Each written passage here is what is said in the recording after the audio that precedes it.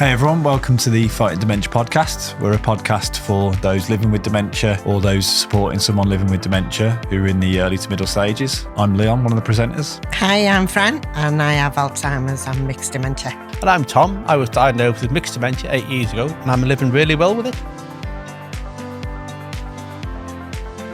Hello folks, we're joined by Zeke today. He's got some smart socks to show us and tell us all about them. And I'm Fran. And and I'm Tom. Sorry. It's okay. And we're going to have a nice little session now discussing these smart socks because they do look interesting. So, Zeke, could you just tell us a little bit about yourself and how this all came about and what made you do this? Absolutely, yeah. So I think like any significant innovation, there's a personal story behind it. About 10 years ago, my great-grandmother was diagnosed with dementia and she became agitated and aggressive. Yeah. She was a very proud lady. She really valued her independence and she wanted to continue living at home, doing the things that she enjoyed. But her behaviour became so challenging that my family couldn't support her at home. And so she was placed in a care home. And I think, again, like many people with dementia, she found that transition to life in a care home quite disruptive. She lost her grounding. She became very disorientated. Her behaviour became even more challenging. And her quality of life decreased significantly. You know, she was socially withdrawn. She wasn't interacting with people anymore.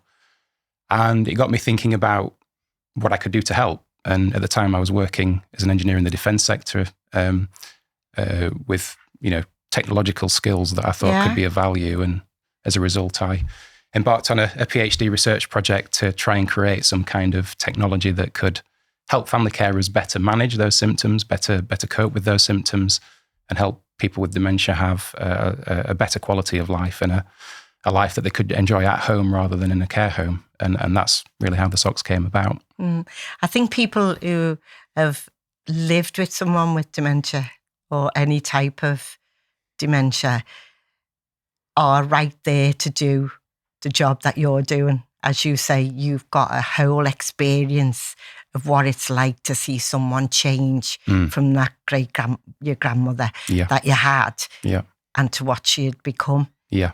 So that's really important because we know now that you know what you're doing and why you're doing it. Yeah, and it's an aspect of the disease that isn't really spoken about so much. So when you think about dementia, you think memory loss primarily. You think losing some functional abilities over time. But nobody really talks about the behavioural side, and that's actually one of the most challenging aspects of the disease. It is. Especially for family. They're seeing somebody who, not only their physical needs are increasing, but they're changing into somebody who's unfamiliar and can be quite hostile. Yeah, it's like a metamorphosis, isn't it? Exactly. You've got this lovely little nanny or nan, and then the next minute they're like...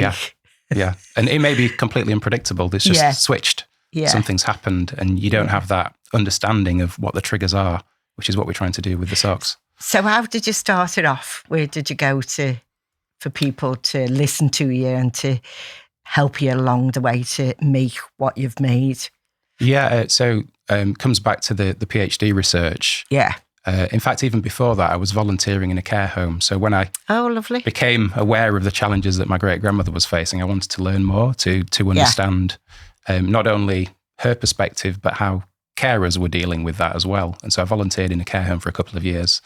That led to the doctoral research project at the University of Bristol.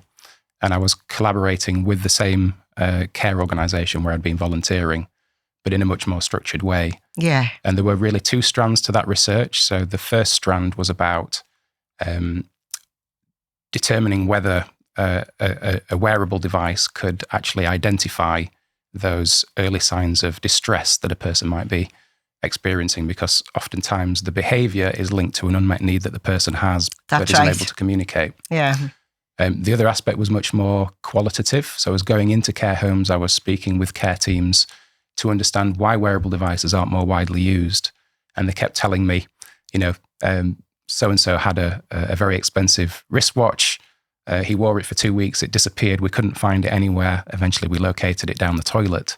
And it shows the sorts of challenges that more conventional devices face. Yeah, hearing aids and everything go missing, don't they? Exactly. Yeah, things do vanish. So that led me to, thinking about what kind of form factor would work better for a person with dementia. what would be more comfortable for them, what would be more familiar, what would be easier for them to use, what would be less stigmatizing. And ultimately, in collaboration with the care team, came on the idea of using a sock to collect that data. Yeah. Because everyone wears them, don't they? No, sorry. Tom. Carry on, dear. No, go on. How long does the battery last? Or how long will it work for? So we're looking at a day. Yeah. So the socks would need to be charged every night, which is, I think, okay for use within residential care. Yeah. But when you look at using this technology in somebody's own home, and especially if that person's living alone, that could be a bit of a challenge. Yeah. And that really explains why at the moment the focus is on care within an institution. Right. But longer term, we're looking at how these can support people living at home and allow them to live at home. Could you find somebody who went wandering around, who went and got lost, if they had one of them on? Yeah, that's something that's been requested. So we've got here the first version of the socks, which collects physiological and movement data. Nice. The second version of the socks, we've taken on board a lot of feedback that we've had from. That's that one, isn't it? Yeah, exactly. Yeah, so we're hiding away the electronic tag discreetly in the sock. We've miniaturized the size of that. But another feature request that we're bringing in is the ability to locate that person if they wander. Mm. How do you locate them? Is it attached to a phone? Is it attached to the computer, your laptop? Is that how you follow somebody's path, as to say? It could be through a mobile application, through a website. What we've had to do to allow that is to bring in cellular connectivity, so being able to transmit data over the mobile phone network. And so because we're also miniaturizing the size of the tag on the ankle, we've had to build that into a different device.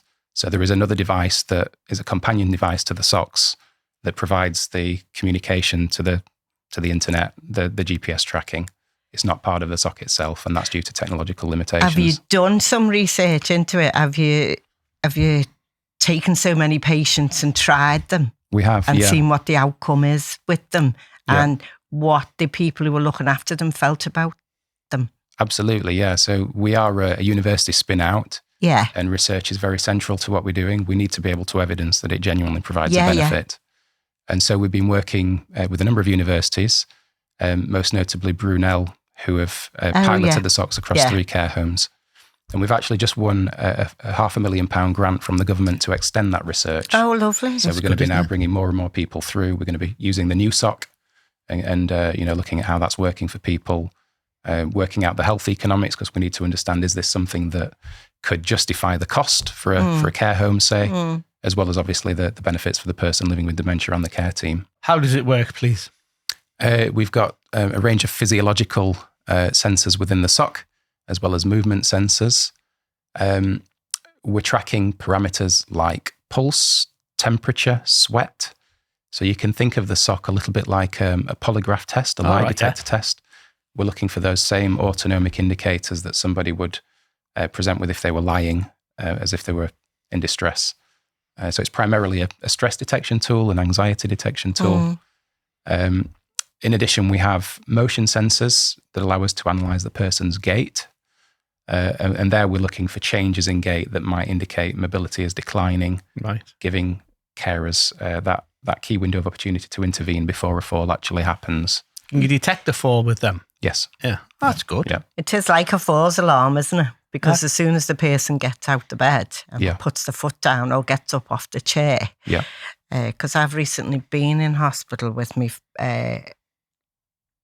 friend looking after somebody, and the people around did have dementia, and they had the fall alarm, which was like a pad, and it worked quite well. But you could see that patients were just getting up, and I think that'd be quite a good thing. Doesn't the alarm go off or something, or does it just say patient moving? No, there's an alarm. I think or person moving. The opportunity is if you can prevent that fall from happening. So it's okay detecting a fall has happened. Yeah. But by that time, what can you do? The person's probably on the floor. On the floor. They're taken to hospital. Yeah.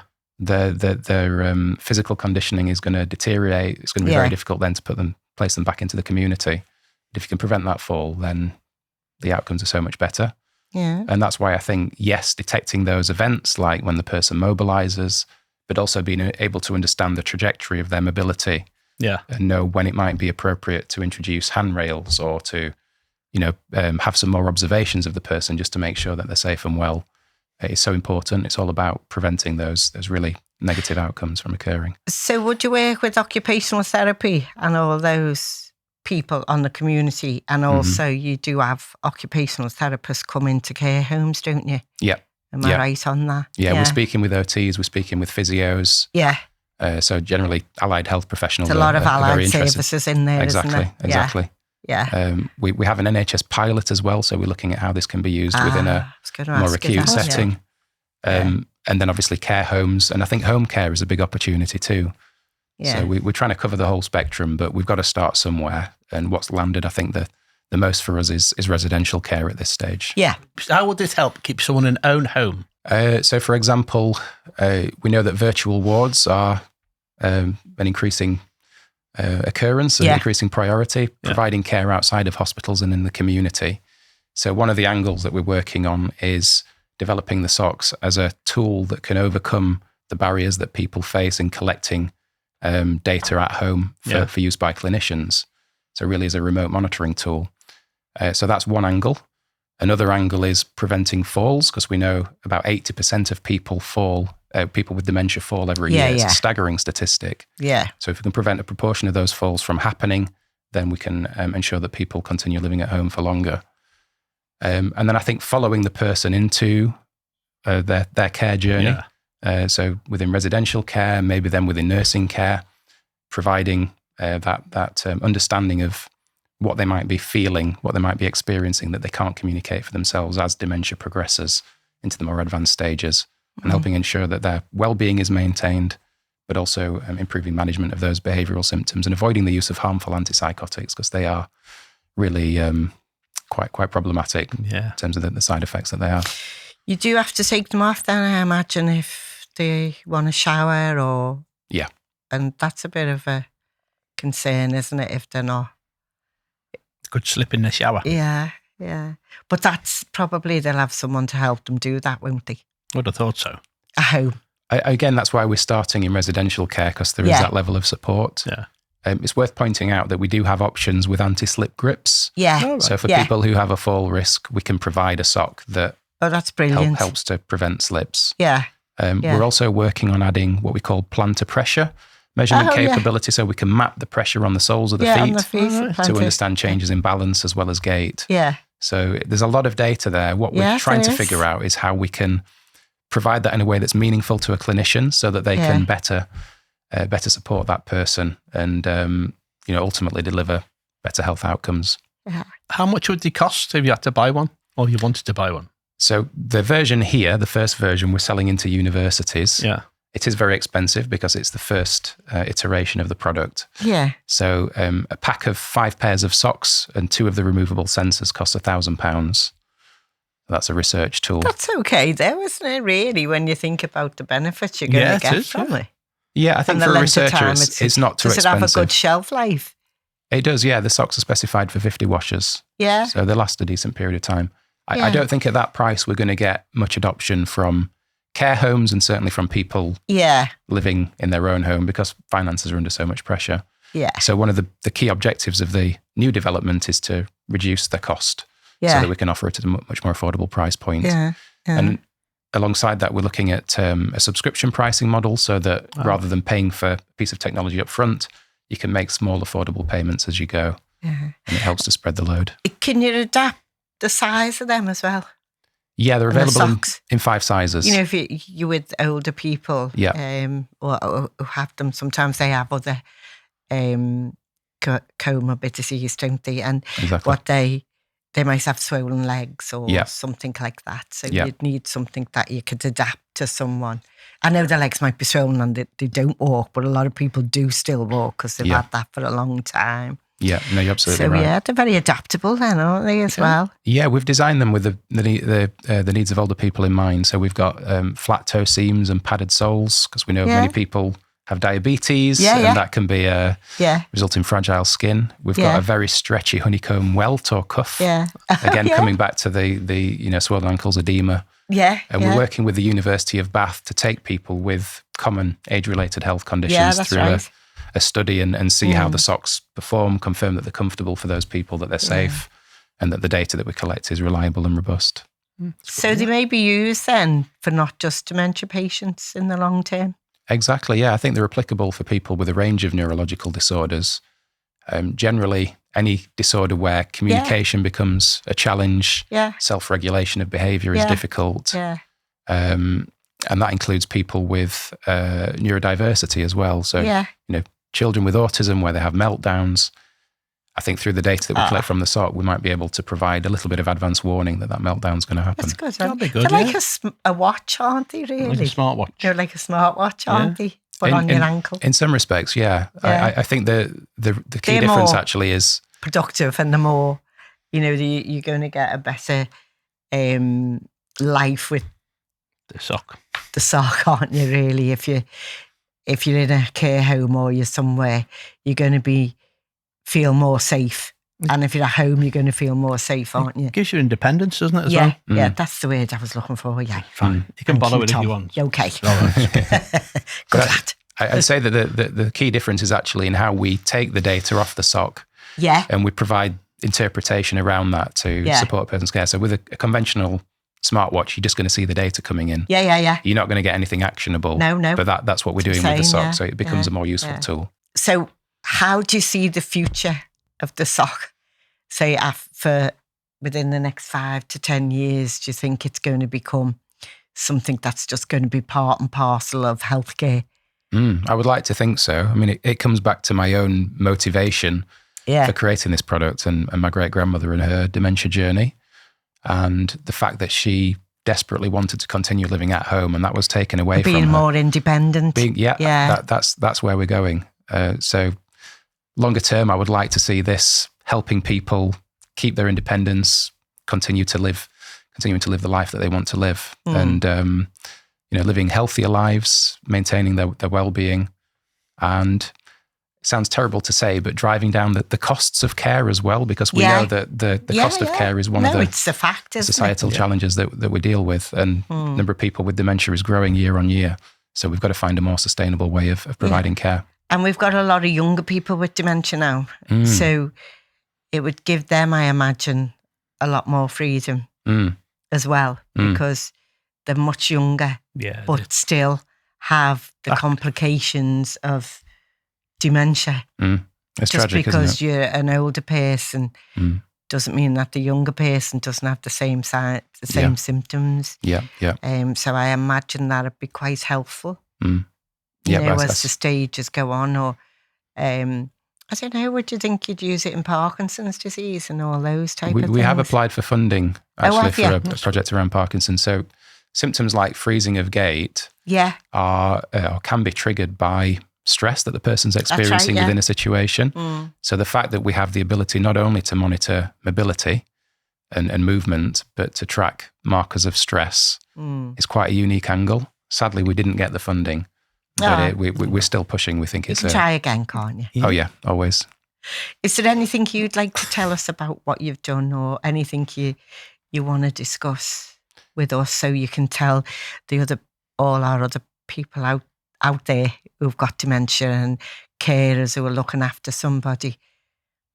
I'd probably mention our developer program.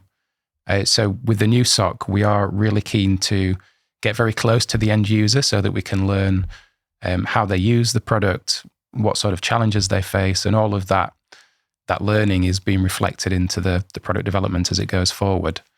And to facilitate that, we have created what we're calling a developer program, which is giving organisations across health and social care early access to the socks. Oh, right. Really as a means of helping us understand what we need to do to make a product that's fit for purpose. So really it's a call to action for more professional carers or organisations providing care to people with dementia, that if they are interested in this product, make an inquiry, look us up. We would love to work with you to get your feedback, to shape the product and to make it something that really does make an impact. Can you give them something so they can get in touch with you on when we put the podcast out? Have you got an address or an email or a phone number or Indeed. anything like that? So do you want to tell us what they are? So I will do, yeah. So you can contact us at contact, CONTACT, at milbotix.com. Or you can look us up on the web, www.milbotix, that's milbotix.com. It's such a nice thing for you to be doing because you had someone in the family. We really hope you're enjoying this podcast. We want this to be one of the best free resources for any family affected by dementia. With your help, we can build the biggest community in the world for supporting, guiding and comforting everyone who faces cognitive issues and the people around them. So please hit that subscribe button or share it with someone who needs it.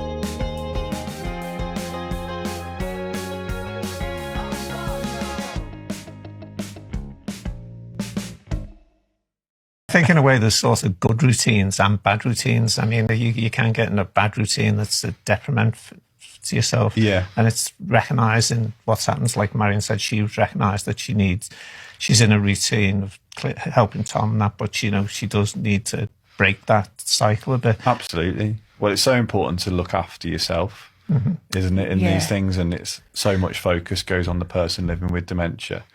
It can be forgotten about your own need to, look after, have your own space, look after your own physical health, mental health.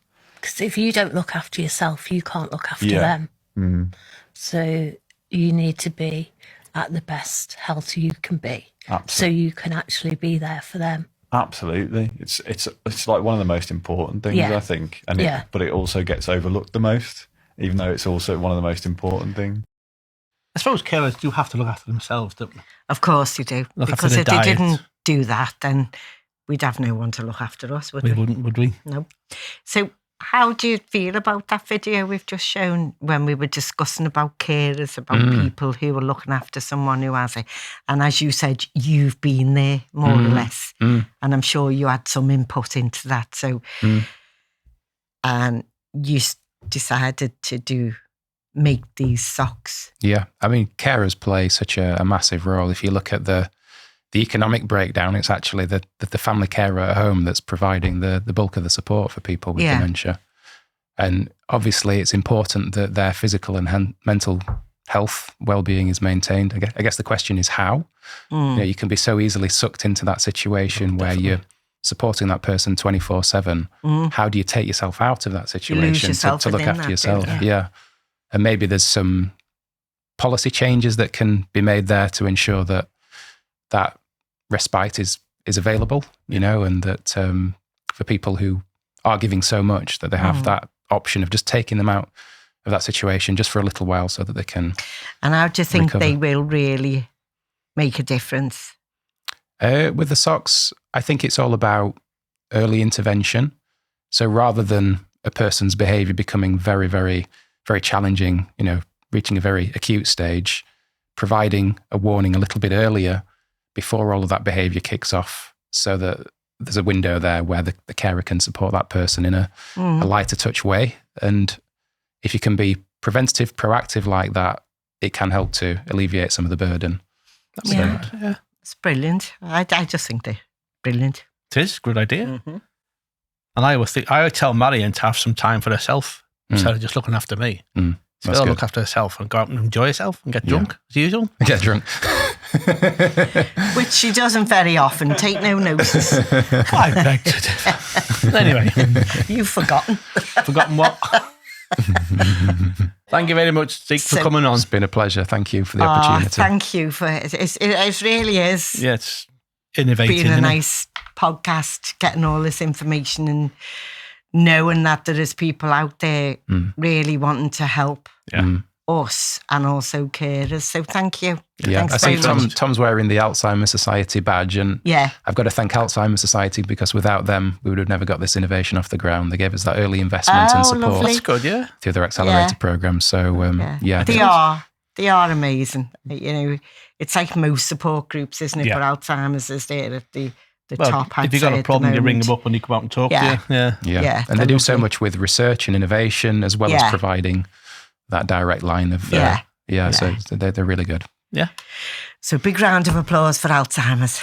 Indeed. Hoorah. Thank you. Thank you. Thank you very much. Thank you. That's all, folks. Thanks very much. Me and Fran. Ta-ra. Scooby-Dooby-Doo. Hi, my name's Marion. I'm the wife of Tom. And today this is our oily fish section. So we're going to talk about our diet. So how's your diet been this week, Fran? A bit up and down again, I'm afraid. It was okay. It was fine. And then I had a little bit of a stomach problem. And so it's just been not really. I haven't ate loads. Yeah. And I've been wary about what I'm going to eat this week. But it's been okay. I've done well. I've continued with me salad stuff and things like that, but not as much this week. Yeah. I've only ate I went to something yesterday and I had some cake, but it was only a small amount and that. Yeah. But I'm doing all the other things around it, like drinking me juices and all stuff like that, and still drinking plenty of water. So yeah, I'm doing okay. And yours? Don't you know? You do it all for me. So what are you asking me for? Yeah, but you've got to tell us. Oh, yeah. It's been fine. Thank you very much. I've had my overnight oats nearly every day. I had a salad with oily fish yesterday. And it's been fine. Oh, I did have a bar of chocolate yesterday, though. You Only can have the the odd. Yeah, but it was dark chocolate. Yeah, you can have the odds. Oh, and I had a bottle of red wine as well. Oh, lovely. So that's good for you. Great. Yeah. And did you feel better for that? Oh, definitely. The red wine, anyway. But you're not doing it again, are you? Oh, no, not till next week. Yeah. Just hotel Leon. Yeah, you can have, what is it they say? 80-20. Yeah. Yeah. Do it 80% of the time, but now and again have a 20% of something else. Yeah. So what lovely dishes have you been doing, Marion?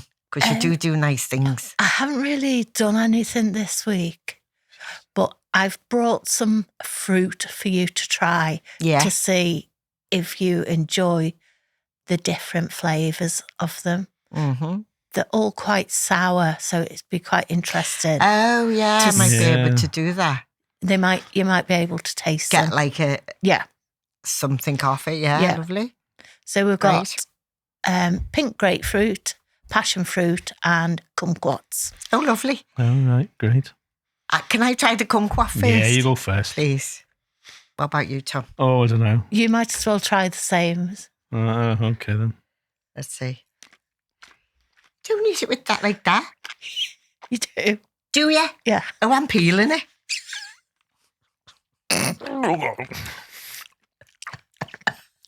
Oh, no. It's a bit bitter, that, you know. Blow me neck. Do you not like that, Tom? No. Oh.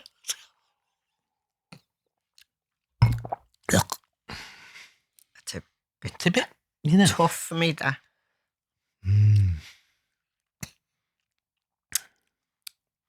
Oh, it's got a nice no, it hasn't. twang to it. It's lovely. No, it hasn't. Yeah, but you put the whole thing in your mouth. Well, like you're supposed to. Well, Fran's doing it Properly. nicely. Yeah. But she's a lady, isn't she? Oh, no, I like that. Yeah. Oh. I like that, Marion, yeah. Mm. It's very tangy. Yeah, very tangy. Need some sugar on it. No, it doesn't. Be nice if it's sugar. Oh, dropped it. No, that's lovely. Should I try another one then? Yeah. And do it properly? How do you do it properly? Just take a little bite. Oh, okay.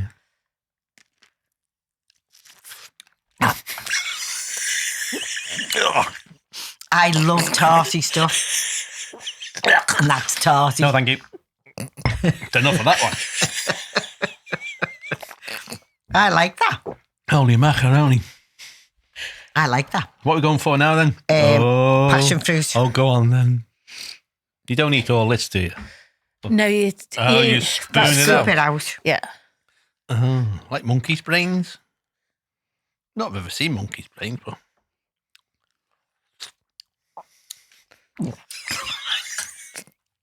Do you not like fruit? Not like that, no. I don't mind apples and bananas, but it's a bit... It's tangy again. Yeah. I like that. Definitely tangy. Yeah. No, thank you. And it's got a lot of thingy. What's the word? Texture to it. Yeah. Because you can't taste and stuff and things a lot. You always work on the texture of what it is. I don't think I'll and taste that's again. lovely. No, that's lovely, and it's got a nice taste What in are you it. crying for? A nice. Don't nobody be napkin. Oh, okay. Yeah, I like that. I think we're going for the... That's tangy as well. Yeah. I can't have the grapefruit because I'm on some medications and you can't have grapefruit. Oh, that'll just be me then, won't it? Mm-hmm. What a bugger. There we go then. Go on. I'm going. I'm going back to my kumquat. Right, it's all right.